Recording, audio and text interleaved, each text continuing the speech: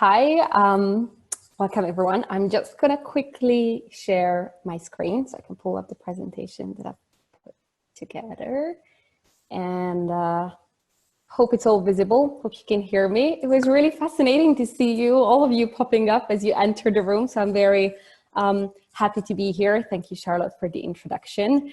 And I'll dive into it right away with starting what we're going to cover today, so that we have enough time for the questions and the answers at the end. So basically, I'll start with a short introduction of myself, of the organization that I work at, that Charlotte mentioned. It's called CEJI, a Jewish Contribution to an Inclusive Europe. And then after this brief introduction, I'll speak about what hate speech is, what are the definitions that are out there, why is there no one single universal definition to it, and also how it works in connection to all the different online phenomena that are out there, from bullying to misinformation or disinformation. We'll also speak strictly about anti-Semitic stereotypes for a short period and how they evolve through the time. And then we're going to move on to the, for me personally, the most exciting part is what you can do about hate speech when you stumble across something online, or you just feel that you've heard enough and you want to take action. And before concluding the whole session, we're also going to speak a bit about, after reviewing all the different options that are out there, what are the factors that can help you determine what's the best course of action. So there's a lot to cover, and I hope you'll enjoy it. I'm very glad to be here. And I'll start with not the organization's introduction as of yet, but a personal introduction. So as Charlotte said, my name is Julia, or Julia. I'm originally from Hungary. I've been working in Belgium for the past almost 4 years for CEJI, the Jewish organization that we mentioned in the beginning.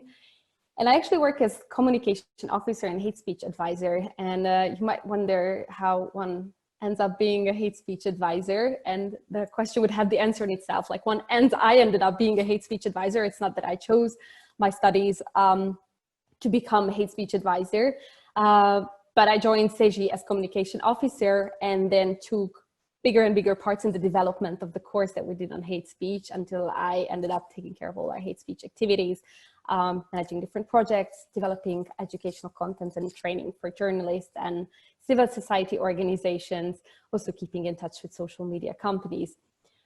But when people ask me, like, how or why did I become interested in the topic, because it's been really, for me personally, a very engaging topic, how we can empower others and also ourselves to take action against hatred when we see it happening either online or offline in the physical world.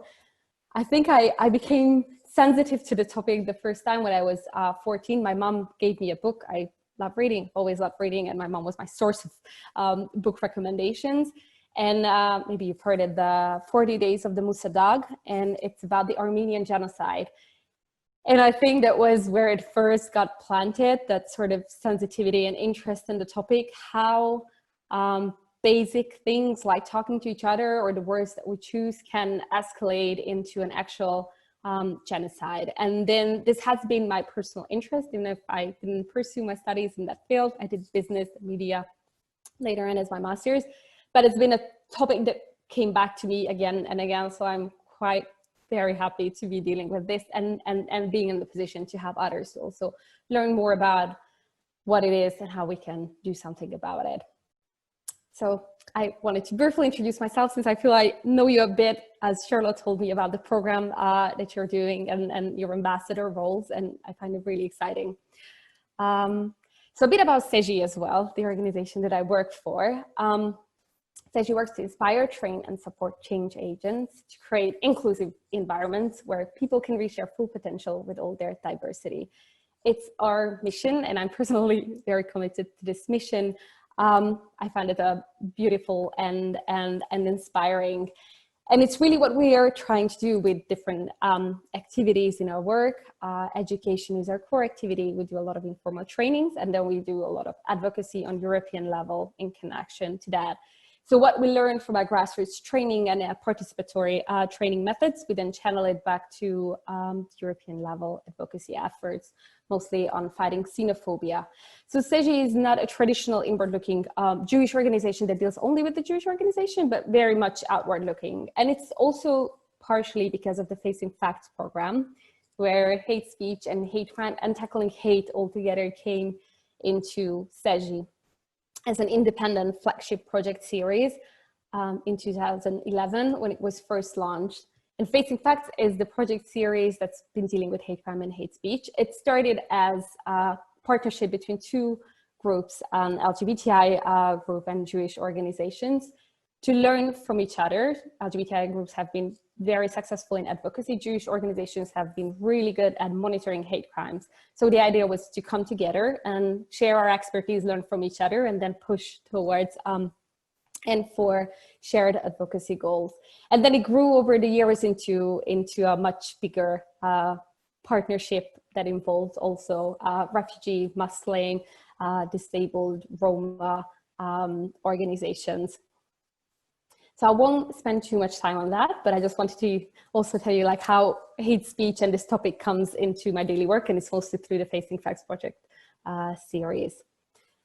Now on to our topic, without further ado, hate speech, what it is and what you can do about it. And when it comes to hate speech, the most important first step is to define what we're talking about, because hate speech sounds like a very self-explanatory term. It is also one of the reasons why many people think that they understand what it means exactly, and that also why hate speech is trying directly to limit freedom of expression. But it's not the case. It's quite tricky to define it, and probably one of the reasons why there is no one single universal definition. The other one being that you need very different definitions when it comes to victim support, for example, when you're working at an NGO that deals with targeted groups or targeted individuals, and you need very different definitions for a more legal approach or for law enforcement agencies. Obviously, for a legal definition, it needs to be much stricter and less ambiguous, while when it comes to focusing on the victim and having a victim-centered approach, as we do at Facing Facts, you give more space to the targeted person or group to define the harm, and also to more agency to them to decide about the impact. So this sounds a bit theoretical. I've put two examples there to make it clearer. And the legal definition that I put there, I hope legal definition doesn't sound too off-putting, but it's going to be very useful later on, especially when we get to the countering part, to understand what we mean by this.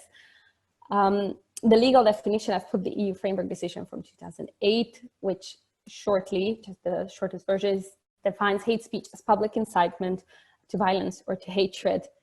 And that's really useful to know, especially if you later on end up reporting certain hateful materials, although I would suggest that you first directed it to the ambassador's team and let them take care of it. But if you feel like you're up for it, then you can also do that. And this is a very safe definition that also social media companies more and more adopt as a result of their discussions with civil society organizations. On the other hand, a broader definition that we use in the Facing Facts partnership defines hate speech to be any communication which is potentially harmful in a given context based on one or more of the characteristics of an individual or a group. And there are certain elements in the definition, as you can see, that are in bold because they are the pillars of the definition. And they also explain a bit more what hate speech is. So if you want to really zoom into the different elements of hate speech, by any communication, we mean it doesn't have to be text, it can be a video, it can be an image, it can be a snap, a TikTok, name the next big social media platform that is out there, that it can take that form as well. It's speech, hate speech is as creative as speech, so it can really take any form. And by potentially harmful, we mean that it can, that's the part where we really give agency to the victims to define and measure the harm. And this is why also definitions can be very tricky, because there's a huge subjective element when it comes to hate speech. But we believe that the victims should be able to define whether something is harmful or not. Hate speech also doesn't exist in isolation, which is why context is involved. And we're gonna, this is sort of the stricter or the more narrow context of hate speech. And we're gonna talk about the much bigger as the whole internet and other phenomena out there as the bigger context. But when it comes to the stricter context of hate speech, what we mean by that, and it's also the reason why in many cases moderators find it hard to understand if something is hateful, if they're not from the same completely different background, like when Facebook outsourced a lot of moderation activities to the Philippines. Context is needed to understand the connection between speech and whether if it's really hateful or not. But to give a very concrete example is an image of a bomb exploding that we've seen in one of our monitoring activities. In itself, it's nothing hateful. It's a bomb. There's nothing hateful about that. It was posted under a comment about what we should do about Roma people. And in that case, obviously, it becomes, because of the context, it becomes hateful and it can be reported and needs to be removed or countered. I will talk about what differences and actions you can take later on. And characteristics, I think that's quite self-explanatory. When a group is tagged or a person is tagged based on one of their characteristics. What's important to highlight is hate speech is also can be very, very intersectional. We see that on a lot of cases, it's when it comes to online hate speech, it's, and especially if we're talking about known people, it's in a lot of cases, it's female. The victim is female. We also see that intersectionality of hate, like Jews are being blamed for cooperating with Black people. Recently with the Corona crisis, Jews have been blamed for working together with Chinese people. And then, so there are a lot of different types of hate that can be applied to a group or to a person. There is an intersectionality that is really important to highlight. This diagram here or picture is just to, again, make it clear how the different elements of the definition comes together and how hate speech actually works. What are the different elements that, if they are coming together in certain ways, make it hateful. And I was mentioning just a little ago that we would be talking about the wider context of hate speech and all the different phenomena that are out there and how they are intertwining with hatred and specifically with hate speech. This is just a very simplified picture, but we see bullying, harassment, misinformation. I couldn't put disinformation, but that should be there as well. The difference being misinformation is when you're sharing false information, basically accidentally or out of ignorance. Disinformation, if it's deliberately applied and disseminated with a purpose. So there's also intent in it, in radicalization.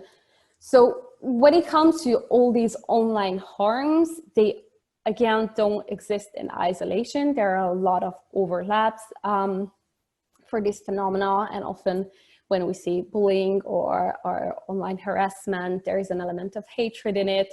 Misinformation and disinformation also feeds into creating a hostile environment where hate speech then is perceived to be much more normal. So it really feeds into the normalization, and it also, the way misinformation channels into hate speech or strengthens its impact is that it can often bring fringe ideas and conspiracies into the mainstream discussion. So what before seemed like a completely crazy idea, suddenly, because it's repeated again and again and again, and as much as we're evolved as human beings, we still very much work with a simplified brain. So if there is repetition, we tend to believe it the more we hear it. And even subconsciously, it's obviously, it's not said, oh, I willingly choose to believe a completely crazy idea, but it's with repetition, we are more likely to accept something. And so when there are a lot of false stories about a group of people, whether that's Jews or Roma or any other group, where we can become less, it starts to become more normal to us. So this is how misinformation and disinformation is also connected to hate speech, and then creates a ground where it becomes more normal to suddenly start to incite against a certain group. So that's a bit more about hate speech, but this is how we zoomed in and zoom out. And now we're all staring at an empty pyramid, but I'm going to fill it up with more information in just a second. The pyramid of hate, there's going to be more information on it, was developed by the Anti-Defamation League and the States, and it shows how different forms of hatred can escalate from the level of quite, we would say, light forms to more harmful ways, all the way up to physical attacks and genocide. And the reason why it's important to see is that it really shows the potential of hate and where hate can go when it's left unchecked and without countering. So it gives a good idea about why we need to do more when we see hatred online. So it starts with stereotypes, and that's also the part where we have maybe not even hate speech appearing there. It's just accepting negative information, where we talked about misinformation and how it can become more normal to hear only bad news and read only bad news, or often false information about a group of people. We also have belittling jokes and rumors, and then it slowly grows and escalates into prejudice, where we already, I put discrimination there as well, but I'll take that back, where we have already sort of manifestation or expression. So it's not anymore internal, but also there are expressions like insults and name calling about that group of people. And then it goes into discrimination. This is where we already have institutionalized form. And then it can also grow into violence and what we call hate crime, different forms of crimes with a biased motivation, all the way up to genocide, a deliberate annihilation of an entire people.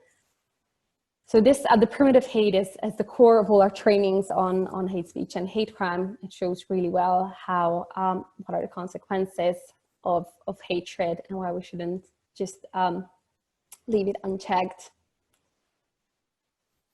And now to specifically get onto our topic, I'll talk a bit about anti-Semitic hate speech and what is new in terms of what we perceive online.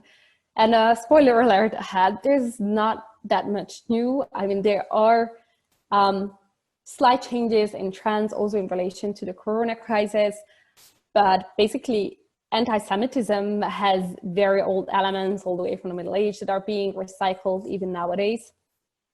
And so we're going to have a bit of more in-depth look into that.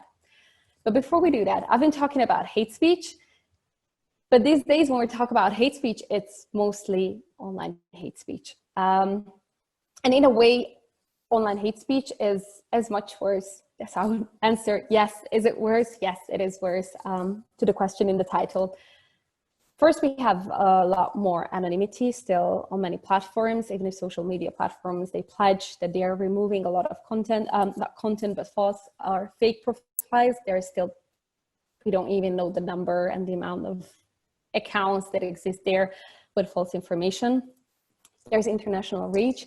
So with hate speech, this has been a huge problem, that if a piece of hateful content originates in another country, where it's legal or there is not so strict legislation about hate speech that it can stay online, even if it does the harm, the impact is in a different country. So for example, what they could do in Spain when they saw content that was illegal in Spain and in the EU, but it was hosted in South America, they could not remove it or block the origin. They could only geo-block it so that it would not be accessible in Spain.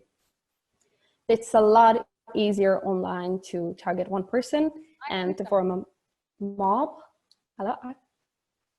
I heard someone, but that might have been a glitch. If there is a question, I'm happy to answer it later on.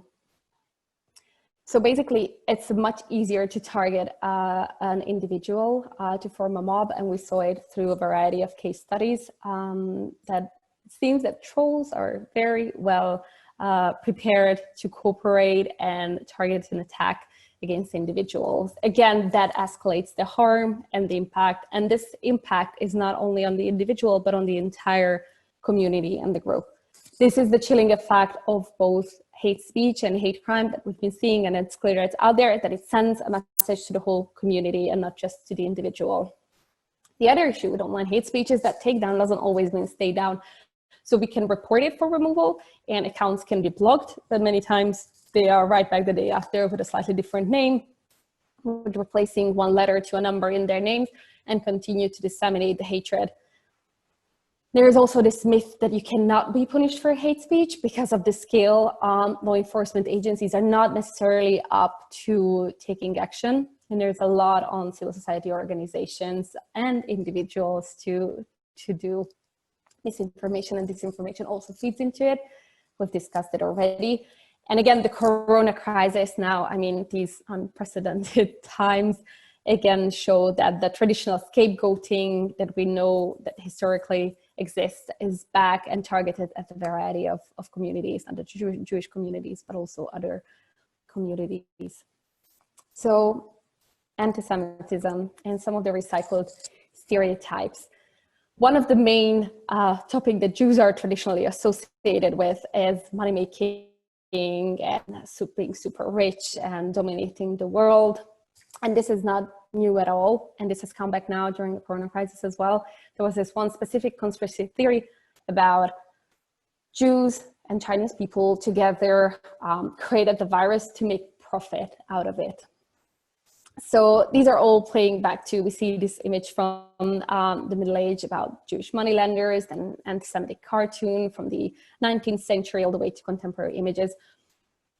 Interestingly, also not just the money-making that is now connected to the coronavirus, but also the myth of well poisoning. There was that originates from the Middle Age when Jews were less affected by the Black Death. And so the communities blamed them on poisoning the well and this way spreading the disease, simply because they were, for religious purposes, they were washing their hands more often, and they could also have cats at home that chase away the mice that was spreading, that ate the rats that would have caused the lice to cause the Black Death. But because Christians generally were not allowed to have cats in the Middle Ages in many places because it was associated with Satan, they were more prompted. So there are a lot of all these stereotypes that seem new, that again, Jews are being blamed for the virus, and they actually go way back. So in a way, there is nothing new under the sun. And I mentioned conspiracy theories a lot. We've seen more and more of them, and this is why we've been especially concerned with misinformation and all the false news that we see out there.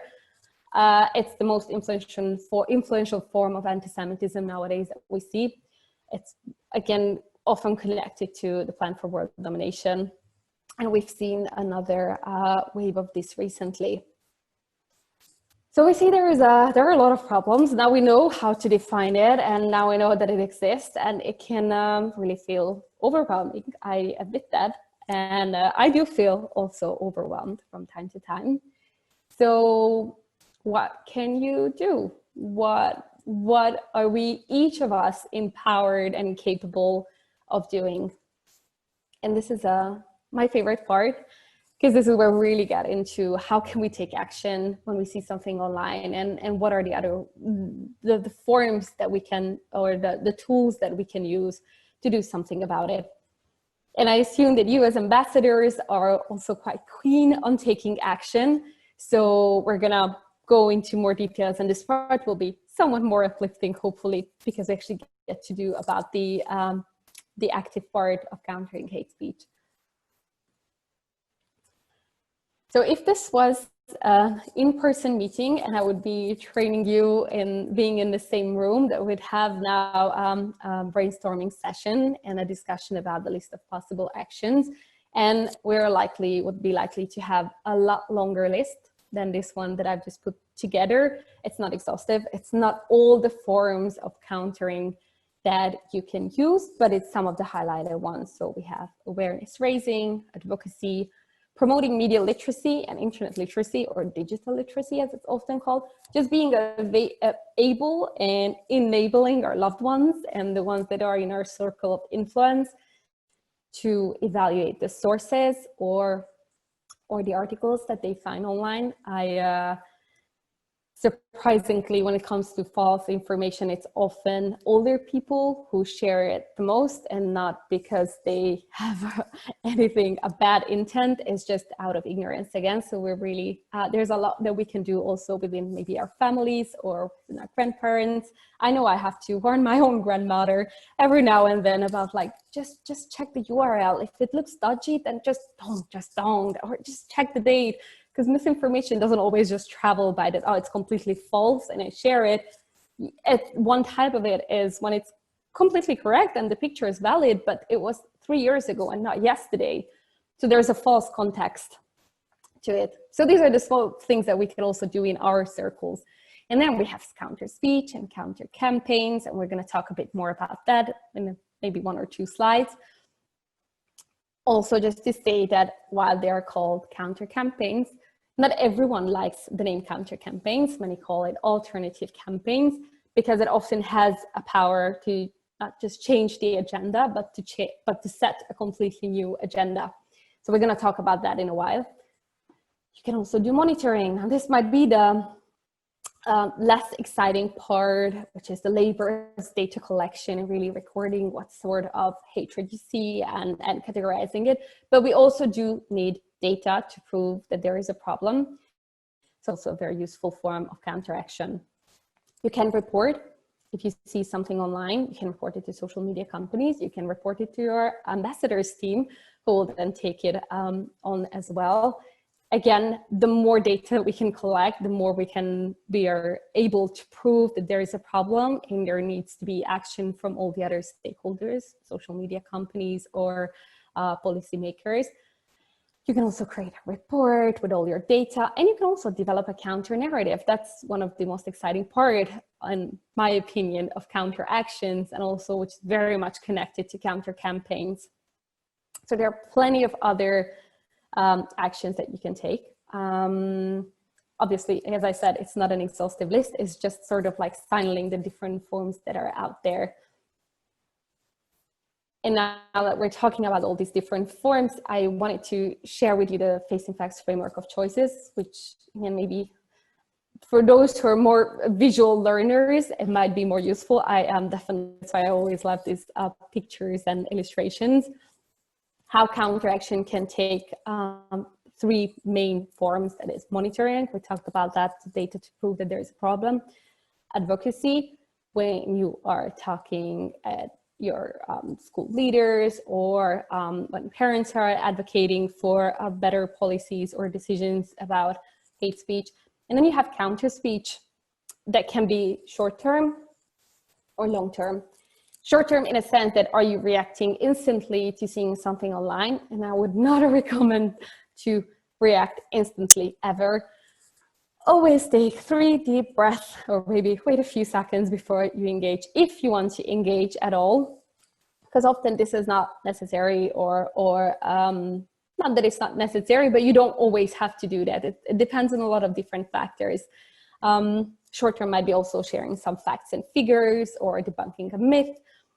And the long-term counter speech is very, for example, developing a counter campaign or a counter narrative, but also all the educational programs that are aiming to really change the mindset of participants and equip them with tools. They also can be categorized as a form of counter speech. Counter campaigns as well, I believe that, yeah, they have this educational element. This is also one that is closest to my heart, and I will share an example later on. I will share a link of an example that you can later on check out, just about how counter campaigns like really don't have to be responding specifically to one, I don't know, hateful tweet, but it can be, you can really twist it around and develop something completely new that is not a reaction per se, and just by sharing the message that you stand for or that you feel important, you are actually adding more speech to the discussion and making it more likely that people will come across your message and understand that, or sort of like consume that information first or second instead of consuming a hateful one. So there are a lot of pros for counter speech. But before we jump into that, there are also a few factors that you should consider before you actually decide to take action. And I should probably say that before you take any sort of action, you can also start with educating yourself through, there are plenty of websites and forums about online safety. But I'm now assuming that you have done that. And so you feel that you've seen something hateful online and you want to take action.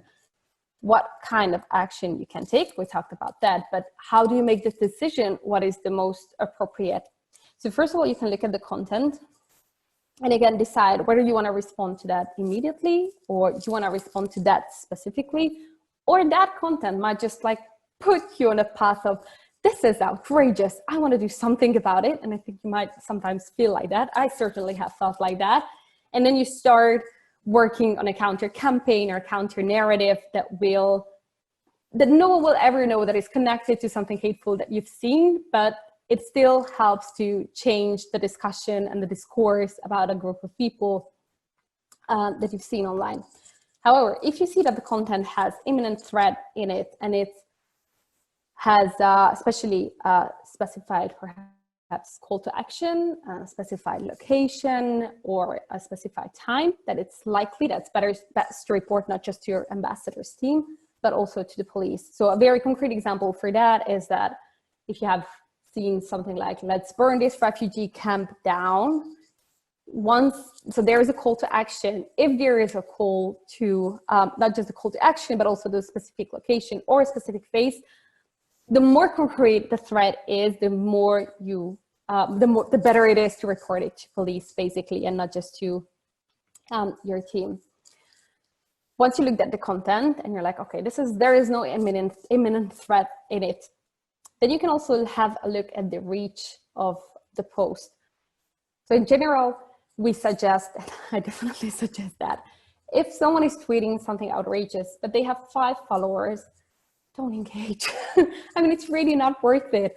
They're advocating to 5 people, that's their audience. I mean, we're more in my family, so sorry to be like that, but it's really worth considering if it's worth your effort to develop a whole counter argument and collecting facts and all that, just to try to argue with someone who's reaching only 5 people. Another thing that you might see, that they don't have 5 followers, they have 150, and it's up to you to define where you think like, wow, that's now something significant.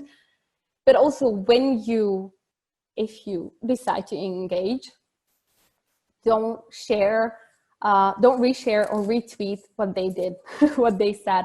So don't amplify. That's the number one thing about hate speech. Never amplify. So even if you find, for example, an outrageous, it's not a tweet, it's a post, it's a blog post, and it's horrible. We've seen a lot of very terribly anti-Semitic blogs that are out there. Don't share the hyperlink, never amplify, don't give them the reason to have more clicks, and then don't help them to reach more people by giving them more exposure through sharing it. You can share a screenshot so they won't get any links, or if your counter efforts work without that, you don't even have to specify what you're responding to. Resources. The third and the biggest question is always, how much time do you have? That's a question we all have every day.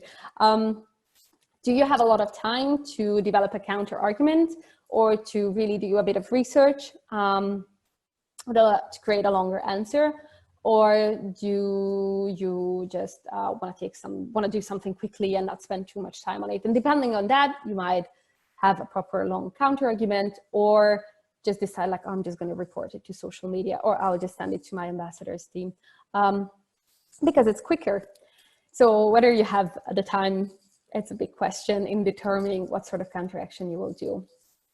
Energy, and I could put there energy and also mood, because it's great that we're talking about counter speech and counteraction, but you should never do so much of it that you would feel drained or risk your emotional well-being.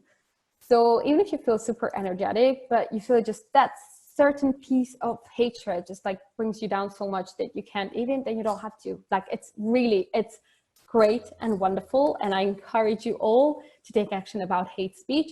But if for whatever reason you don't feel like it, you don't have the energy, or it triggers you too badly, then don't push yourself or train yourself to it. So how much energy you have to dedicate to counter speech is also a big question. Whether you're alone, working or not working, but like studying and just quickly scrolling Facebook and you see something and you want to answer, or you're in a group, like you're talking with fellow ambassadors about doing something together, is also gonna impact your decision how you can counter something.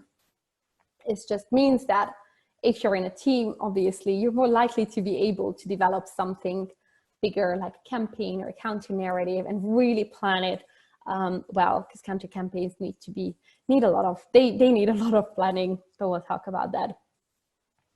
Another question in terms of resources is how much expertise do you have in the topic? You don't have to be an expert to actually be able to counter something. So don't feel discouraged if you feel like you don't know enough about it. But it's also good to recognize that I might not have the answers or the right counter argument to that specific instance. So what you can do, you can reach out to other ambassadors. You can reach out to the Holocaust Educational Trust. You can obviously also Google and educate yourself. And in the meantime, you don't need to leave your the comment that you saw or the post that you saw without any answer. You can always express solidarity towards the group or the person who's being attacked. And actually, especially when there are people, like persons targeted there specifically, or a cyber mobbing, it can really mean a lot if you just put there a message like, I'm with him, I'm with her, I'm with them. It can mean a lot, and it's also something that we're all capable of doing. It's just that you just don't keep scrolling, but you stop and comment for a second to really show that you're with them. And the last resource is, well, maybe not the resource, but the last point to consider is the risk involved. And especially when it comes to engaging with those who might be sharing something hateful, you really need to consider, is it risky to directly engage or not? Or if you need another profile to do so, or an account, so don't use your personal account, ideally. And also you should be careful that you don't have geotagging on for your posts or for your pictures. There are a lot of safety measures that you can take, not just for your emotional safety, but also for your technological safety, and to make sure that your data and all your personal information are safe, just in case. I mean, they should be safe anyway. I'd recommend that even if you, after this presentation, will never, ever, ever counter any forms of hate speech, if there is a course and a presentation on online safety, still attend and make sure that you protect your data and you don't share more that you feel like or comfortable with online. But that's a whole other topic. I'm not going to go into too much details on that. So these are all the points, well, the most important points at least, to consider if you're in a situation when you feel like you've seen enough and you want to do something about hate speech. And finally, before concluding, oh, now I feel like I signaled that we're reaching the end, but there's a bit more before we get there. I'd like to speak a bit more about counter alternative campaigns, because this is one of the most proactive way of countering hate speech. And again, by countering hate speech, I don't mean necessarily that engaging with those who are sharing hate speech, but that you run a campaign that sets the agenda and helps to create a different narrative about a group of people. And it's it's a really powerful tool. It also requires work and planning, but I think you have a group and a great resource there with your group, and all of you being an ambassador and being part of this group to do something together, which I would love to see and very much encourage. But basically, just to understand a bit more what is needed for a counter campaign. A counter campaign is, as you remember, it's a long-term form of counter speech. And it's very similar to counter speech in a sense that it also targets the person in an ideal case, or reaches the person who are sharing the hateful material, but it also reaches a much bigger audience. And what is wonderful about a counter campaign is that if you have a great counter message, it's not just going to reach, it's not going to just disappear in a comment section, your wonderful argument or the picture that you found. Again, counter speech can take any form. Like we discussed in the beginning about hate speech, counter speech is similar in that sense. It can be a picture, it can be a video, it can really take any form. So when you have a counter campaign, it means that it's well planned. The message is repeated. Remember what we talked about repetition when it came to misinformation and creating a hostile environment. all of those things, we can actually use it for counter speech as well. So with a counter campaign, you have a chance to repeat your message, and repetition will lead that people are more likely to accept it. Also, a counter campaign has a more measurable impact, especially if it's well planned. You create all the different visuals for social media. And obviously when I'm speaking about counter campaigns, again, I'm thinking as an online campaign, but they don't necessarily have to be online campaigns. Although I think with the Corona crisis now, it's better to restrict ourselves to thinking about online campaigns. And counter campaigns have allow you to set the agenda. So you don't have to say, no, they are wrong, this is the right thing. No, you just say your thing and you are the one controlling the agenda. The disadvantage of a counter campaign is that it needs it's basically all the advantages. So it needs careful planning. You have to really plan it well, and it needs greater effort and greater cooperation. Another thing internal about counter speech, but also about counter campaign, is that even though you can, when you have a campaign, when you run different social media ads, for example, online, you can measure the clicks and the engagement and the likes, but you can never measure whether you actually change someone's thinking or not. And this is what leaves us all in the hate speech field quite annoyed, because it's really, really difficult to assume, and this is what we're left with, assumptions about how a campaign is doing, whether it's doing well or not. So you can't really have proof that it changed a few people's mind, or even if you have 1,000 likes or much more. Still, one of my favorite ways of counter speech is counter campaigns. And it's not the example that I put there.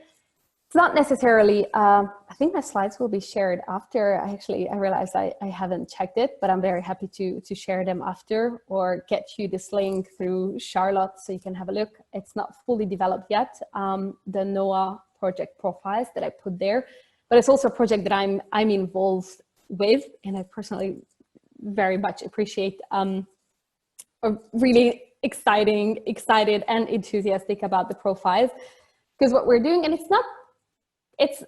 you don't necessarily have to say it's a counter speech campaign, but it's an alternative campaign that shows Jewish people as sort of like not just parts of society, but also as people who are working towards the betterment of society for all. So to overcome the gap that exists there, and that also where conspiracy theories come in, because people don't know that much about Jews and Judaism. These profiles are trying to, in a very light way, in maximum 2 minutes long videos, profile a project or a person who's working in Europe, anywhere in Europe, to do something for society. So we profiled another Hungarian that I know from a previous organization that I worked at, who developed the charity taxi and is helping all the disadvantaged people in Hungary. We also have another profile that just came out about Chantal from the Netherlands, and she's very much involved in a lot of interfaith activities.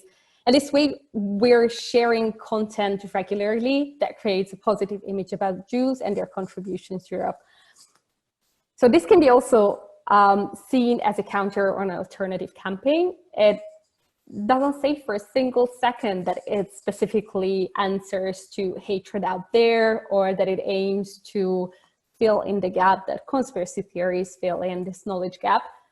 But it is adding to the discussion a different narrative, and a narrative that is controlled and is led by us. So it is feeding the positive information that is not otherwise available or not that much highlighted out there. Obviously, you as ambassadors might not be up for creating videos and a similar campaign, but there are still a lot of materials out there that can really help you to carefully plan a counter campaign if you wish to do so. And I'm sure if you get in touch with Charlotte or your ambassadors team, they'll be happy to help you with that. I also, before concluding, or actually after the conclusion, we'll share with you where you can find more information in the Facing Facts Hate Speech course about counter campaigns and counter speech specifically. I just highlighted now one counteraction, but we could have talked about all the other forms, and there's a lot more to know about how you can do something about hate speech. So in the conclusion, I first of all encourage you all to continue learning and to read more about the topic. There are excellent sources out there. I'm happy to provide more anytime, or to be in touch about that. But what you need to take away from this, and I hope you take away a lot from this, is that there is no magic potion to counter hate speech. There's no one size fits all. So each time you see something, it might require a completely different approach of countering. And again, thinking of the factors that we listed a few slides ago, you might be responding very differently to the same sort of content if you see it Wednesday afternoon, and if you see it like 2 weeks later on a completely different day with a completely different group and resources available. So that being in your mind, hopefully you, I suggest you always tailor your action to the content that you see, or if you're developing a counter campaign, even just put the whole hatred aside and just focus on your message and putting your message out there. Also be aware of the pros and the cons of the chosen method. As we discussed now about counter campaigns, the advantages and their disadvantages, we have the same for monitoring or reporting hate speech or engaging in counter speech. And finally, I'm so happy to conclude with this. Always put safety first. I did not talk too much about it, but I signaled the importance, and I hope you take that away with you. If you'd like to know more, there is the Facing Facts online course that we developed available. Your team will be able to direct you there if you're interested. You can also follow us on social media. It's at Facing Facts EU, both on Twitter and Facebook, or at CEJI office if you want to follow the organization where I work at. And I really, really hope you found this useful. I am very happy again and still to be here and to speaking with you, and I'll be very curious to hear your questions as well. So thank you very much for listening.